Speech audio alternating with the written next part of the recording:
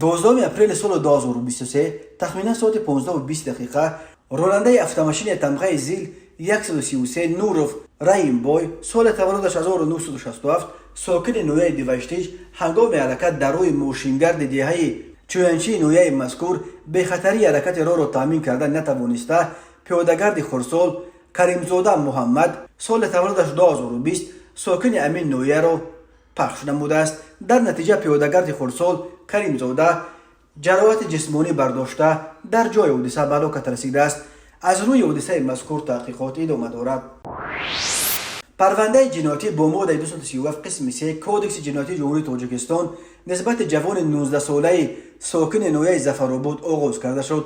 номбурда 8 апрели соли 2023 тахминан соати 12:00 дар кӯчаи шаҳраки гулистони ноҳияи мазкур қарор дошта бо ноболиғи 16-солаи сокини ҳамин ноҳия аз сабаби муноқишаи ба миён омада ҷанҷол намуда нисбаташ суханҳои қабеҳ гуфта бо корчаи майда ё асбоби нохунгирӣ дар пои чапаш як маротиба задааст. дар натиҷа ҷабри дида ҷароҳати ҷисмонӣ бардоштааст.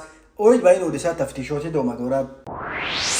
ба шӯъбаи вазорати корҳои дохила дар ноҳияи Сино аризаи марди 35-солаи сокини ноҳияи мазкур ворид гардидааст ки 18 декабри соли 2022 дар кӯчаи Нусратулло махсуми шаҳри Душанбе Раҷабалӣ номшахс бо роҳи фиреб ба боварияш даромада аз ӯ 130,000 сомонӣ гирифта ваъда додааст ки дар муддати 3 рӯз маблағашро бармегардонад, аммо то ҳол барнагардондааст.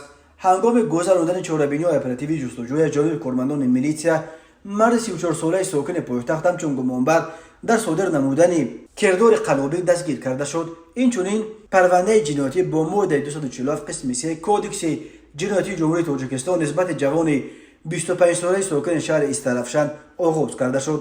ном бурда 25 марти соли 2023 бо роҳи фиреб ба боварии зани 38-солаи сокини шаҳри мазкур даромада бо баҳонаи гирифта додани билети ҳарбӣ ба писараш ба маблағи 45,000 сомониро гирифта то ҳол барнагардонидааст. аз рӯи ин ҳодисаҳо тафтишот идома дорад.